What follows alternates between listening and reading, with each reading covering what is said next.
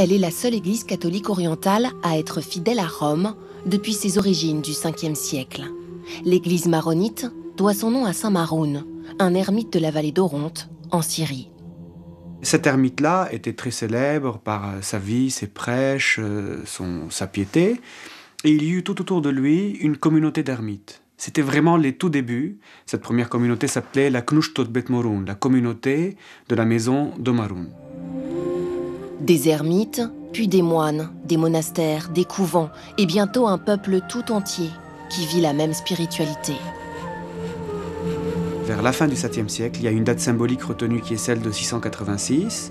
Un moine de cette communauté monastique fut élu premier patriarche de cette communauté maronite. Et c'est à partir de là que nous pouvons parler d'une église patriarcale, d'une église maronite.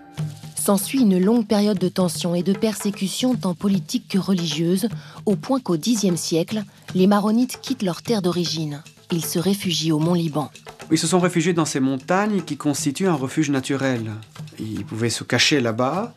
Ils ont dû tailler la pierre, tailler les montagnes afin de pouvoir créer des terrasses et de cultiver le sol et de manger. Mais tout cela, ils l'ont fait au nom de leur liberté religieuse. Le temps des croisades les sort de leur isolement et renforce leur alliance avec Rome.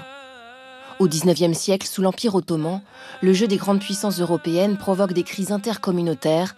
Les maronites sont massacrés par les musulmans. Chacun voulait sa part et donc instrumentaliser des communautés religieuses, qu'elles soient maronites, qu'elles soient druzes, qu'elles soient orthodoxes.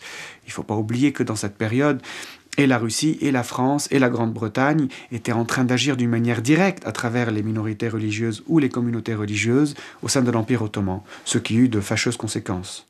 En 1920, sous mandat français, l'État du Grand Liban est constitué. Il devient indépendant de la Syrie en 1943. La République libanaise est née. Le Liban n'aurait pas existé sans l'église maronite qui, en quelque sorte, a porté le Liban sur les fonds baptismaux, en se spécifiant par rapport au reste de la région, c'est-à-dire la Grande Syrie de l'époque. On peut dire que le Liban existe parce que l'église maronite existe. La guerre civile de 1970 à 1990 provoque une nouvelle vague d'émigration. Ce ne sont pas seulement les maronites qui émigrent, ce sont tous les Libanais qui émigrent. Effectivement, durant cette guerre, il y aurait eu plus de chrétiens qui ont quitté le Liban que des musulmans. Actuellement, c'est l'inverse. Il y a plus de musulmans qui quittent le Liban que les chrétiens. Mais il paraît que nous sommes actuellement dans une période de stabilisation. Les chrétiens, en général, sont stabilisés aux alentours de 40% au Liban. Et il faut compter que 2 chrétiens sur 3 au Liban sont maronites. La représentativité, c'est aussi le poids social, l'action sociale. Et il est évident que l'église maronite aujourd'hui a un poids important dans la société libanaise. Vous savez qu'en fonction d'accords qui ont été négociés, le président de la République libanaise est généralement un maronite. Ça souligne le poids tout à fait essentiel de cette église au Liban. Une église qui compte près d'1 million de fidèles sur 4 millions d'habitants.